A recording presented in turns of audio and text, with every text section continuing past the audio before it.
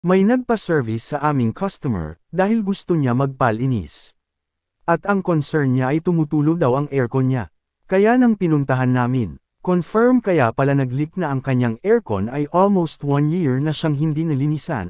Huling linas ay December 2024. Mabuti na lang at maganda din ang kanyang aircon dahil madaling baklasin at tanggal lahat.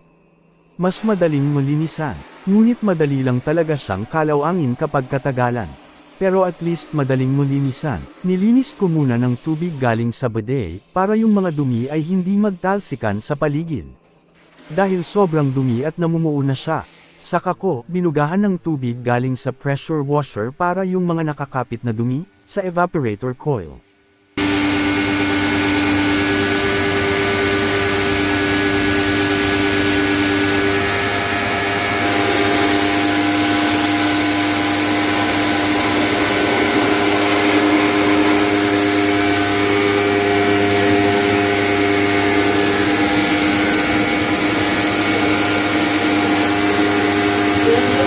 Matapos na mabugan, ay naikabit na rin at nalinisan siya ng maayos.